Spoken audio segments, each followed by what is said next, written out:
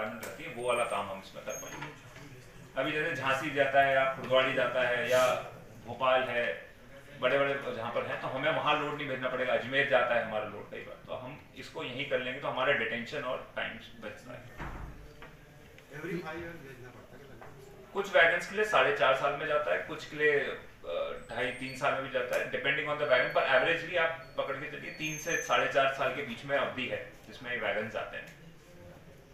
Ma'am आपने railway restaurant coach की बात कही, तो यहाँ पर रेलवे जो कोच है वो हटा दिया गया है, लेकिन काफ़ी लोग जो है अपने पैसेंजर हो या ग्राहक हो जो भी बहुत इंतज़ार कर रहे थे कि ये कोच तैयार हो, और क्योंकि एक विकास कार्य का बहुत बड़ा हिस्सा था, तो अब जो है भुसावल मंडल में ये कोच कहाँ बनेगा भुसावल जंक्शन में? अभी तो देखिए भुसावल का रीडेवलपमेंट का प्लान आ चुका है, जिसमें कि आसपास की पूरी जमीन जो स्टेशन के आसपास है वो पूरी तरह से यूटिलाइज हो रही है।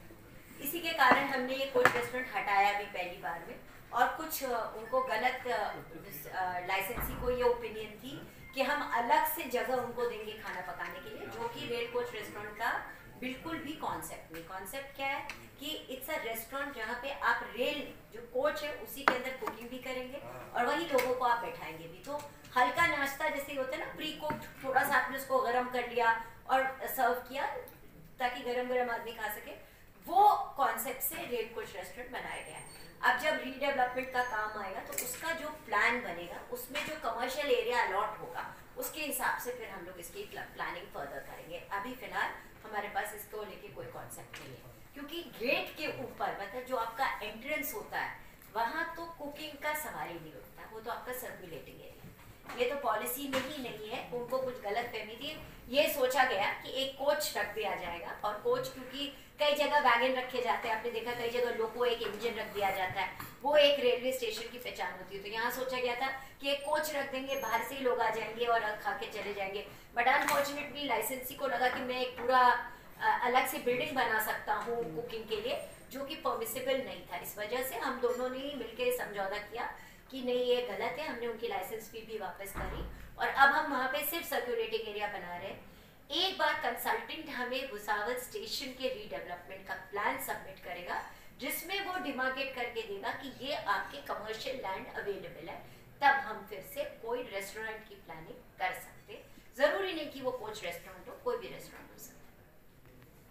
मैडम जैसा जो तुमने मनमाड़ थर्ड लाइन का बोला, वैसा धुलिया इंदौर का लाइन का काम चल रहा था, तो उसकी गति क्या करता है? इसमें जो मनमाड़ इंदौर लाइन का था वो 2016-17 में जो सैंक्शन हुआ था, फिर उसमें IRPCL नाम की एक संस्था थी, वो काम कर रही थी, बट फंड की वजह से उन्होंने उसको वॉकआउट कर लिया। फिर ये सेंट्रल रेलवे के पास प्रोजेक्ट द्वारा आया है। इसमें से एक जो पार्ट है 50 किलोमीटर का धुले से नरडाना कनेक्टिविटी, जो कि सेंट्रल रेलवे को वेस्टर्न रेलवे से कनेक्ट कर देगा, उसका हमने EPC टेंडर इसी महीने फरवरी में अलॉट हो गया है और उसका काम जल्दी ही शुरू हो जाएगा। और बाकी का जो 306 किलोमीटर जो बचता है मनमाड़ इंदौर का जो पार्ट है, उसका सर्वे हमारा हो गया है। हमने उसका DPR जो है, डिटेल प्रोजेक्ट रिपोर्ट है, वो हमने रेलवे बोर्ड में सबमिट कर दी है।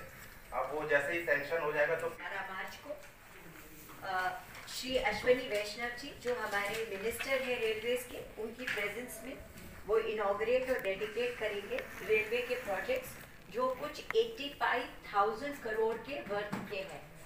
इसमें से सबसे इम्पोर्टेंट है फ्रेट कॉरिडोर का काम। जो फ्रेट कॉरिडोर एक इंडिपेंडेंट कॉरिडोर बनाया गया है सिर्फ माल धक्का ले जाने ले आने के लिए, उसके लिए जो ये फ्रेट कॉरिडोर है उसका डेडिकेशन है by the honourable prime minister. 10 Vande Bharat train, गति शक्ति कार्गो टर्मिनल्स। आपको याद होगा गति शक्ति की पॉलिसी 2022 में आई है, जिसमें ये कहा गया है कि जो हमारा लैंड है और जो हमारी रेल है और जो हमारे वाटरवेज है, वो सब एक साथ सम्मिलित करके, मतलब transport, road transport, rail transport and waterways will together combine to make seamless transfer of transported goods from one medium to another mode, ताकि जल्दी से सामान पहुंच सके। एक किसी भी